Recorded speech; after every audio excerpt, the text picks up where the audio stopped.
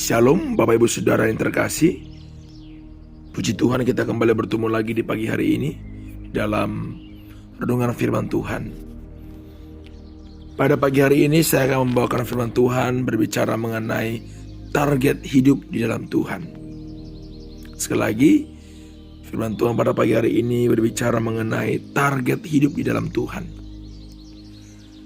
Bapak Ibu Saudara-saudari, ketika kita hidup dengan tujuan yang jelas dan dituntun oleh kehendak Tuhan, kita dapat mengalami kehidupan yang penuh dengan dampak, penuh dengan makna bagi diri kita sendiri, orang lain, tentunya juga untuk Tuhan. Makanya pagi hari ini saya ingin berbagi ada beberapa hal supaya kita bisa mencapai target hidup di dalam Tuhan, sehingga hidup kita tadi bisa lebih bermakna dan kita bisa lebih berdampak lagi bagi banyak orang. Firman Tuhan di dalam Yeremia 29 ayat yang ke-11 mengatakan, "Sebab aku ini mengetahui rancangan-rancangan apa yang ada padaku mengenai kamu." Demikian firman Tuhan, yaitu rancangan damai sejahtera dan bukan rancangan kecelakaan, untuk memberikan kepadamu hari depan yang penuh harapan. Poin pertama, bagaimana kita bisa mencapai target hidup dalam Tuhan, yaitu mengenali identitas kita dalam Tuhan. Sekali lagi, mengenali identitas kita di dalam Tuhan atau di dalam Kristus. Ketika kita percaya kepadanya, kita menjadi anak-anak Allah yang ditebus oleh darahnya yang sangat berharga. Ini adalah identitas kita yang baru dalam hubungan kita dengan Tuhan. Kita memiliki nilai yang tak ternilai di matanya. Memahami identitas kita dalam Kristus membantu kita mengerti potensi dan panggilan kita diberikan oleh Allah sendiri, sehingga kita sadar bahwa inilah yang menjadi identitas kita. Amin. 2 Korintus 5 ayat 17 mengatakan bahwa jadi jika orang ada di dalam Kristus, ia adalah apa? Ciptaan baru. Yang lama sudah berlalu, sesungguhnya yang baru sudah datang.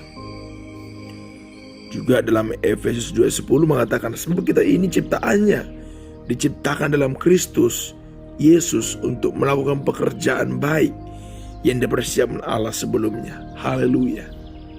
Penting bagi kita untuk kenal identitas kita di dalam Kristus. Tandanya apa? Tandanya bahwa kita sudah ditebus oleh darahnya. Jangan sampai kita tidak kenal, jangan sampai kita tidak mengerti mengenai identitas ini, Bapak Saudara. Inilah hal yang mendasar supaya inilah pijakan kita untuk bisa mencapai target yang Tuhan inginkan. Amin. Yang kedua, bagaimana kita bisa mencapai target, yaitu mencari kehendak Tuhan. Sekali lagi, mencari kehendak Tuhan. Tuhan ingin supaya di dalam setiap langkah hidup kita ada kehendaknya. Allah memiliki rencana yang indah untuk setiap kita. Ketika kita hidup dalam kehendaknya, kita akan menemukan kepuasan yang sejati. Makanya firman Tuhan bilang, carilah dahulu kerajaan Allah. Ini sesuai dengan mencari kehendak Tuhan. Ya. Ketika kita hidup dalam kehendaknya, ketika kita bisa memfokuskan perjalanan hidup kita kepada Tuhan, maka kita akan mendapatkan apa yang Tuhan inginkan dalam hidup kita. Kita harus mengutamakan kepentingan Tuhan dibandingkan dengan kepentingan kita. Amin. Makanya kita harus berdoa, kita harus meminta petunjuk dalam setiap keputusan yang kita ambil, dalam setiap rencana yang kita lakukan. Karena apa? Allah juga berjanji menyertai kita, membimbing kita, jika kita bersedia mempercayai sepenuh hati. Mari kita buka dalam Mazmur 32:8.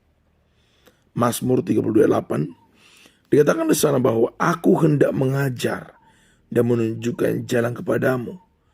Aku hendak memberi nasihat dengan mataku yang melihat.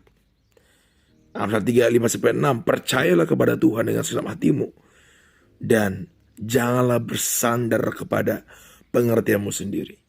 Kenalilah Dia dalam segala lakumu, maka Ia akan meluruskan jalanmu. Haleluya. Ya. Allah ingin menunjukkan jalan kepada kita. Allah ingin memberikan nasihat kepada kita dalam setiap rencana kita, asalkan kita mau mencari kehendak-Nya. Ya. Kita harus mau bersandar kepada Tuhan, bukan kepada pengertian kita. Amin. Yang ketiga, bagaimana supaya kita bisa mencapai tujuan, target yang Tuhan inginkan, yaitu menginspirasi dan melayani sesama kita. Poin terakhir ini sangat penting kita lakukan. Ketika kita hidup dengan target dalam Tuhan, hidup kita akan menjadi saksi, amin, yang hidup bagi orang di sekitar kita. Tuhan akan menggunakan kita untuk memberkati dan melayani orang lain. Tuhan akan memakai kita supaya orang lain melihat bahwa Allah bekerja dahsyat luar biasa dalam hidup kita.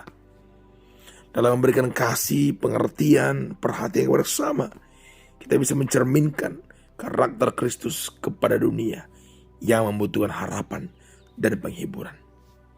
Matius 5:16 mengatakan bahwa demikianlah hendaknya terang bercahaya di depan orang, supaya mereka melihat perbuatanmu yang baik dan memuliakan Bapamu yang di surga. Galatia 5 ayat yang ke-13 mengatakan, sebab kamu telah dipanggil untuk hidup dalam kebebasan. Saudara-saudara, hanya janganlah kebebasanmu itu menjadikan kesempatan untuk hidup menurut keinginan daging, tapi layanlah satu sama lain dalam kasih. Ya, kita garis bawahi, layanilah satu sama lain dengan kasih. Filipi 2:3-4, janganlah seorang melakukan sesuatu dengan motif persaingan atau kesombongan, tapi dalam rendah hati, dengan menganggap yang lain lebih utama daripada diri sendiri. Janganlah kamu hanya memperhatikan kepentinganmu sendiri, tapi juga kepentingan orang lain. Haleluya, haleluya. Oleh sebab itu Bapak Saudara yang terkasih, pagi hari ini firman Tuhan ingin supaya kita memiliki target dalam Tuhan. Ketika kita mengenali identitas kita, ketika kita mencari kehendak Tuhan, ketika kita menginspirasi, menjadi teladan, menjadi berkat bagi sesama kita, maka hidup kita akan terarah kepada tujuan yang Tuhan inginkan. Haleluya, haleluya. Amin. Firman Tuhan kiranya menjadi berkat bagi kita semuanya. Sampai jumpa besok pagi. Shalom.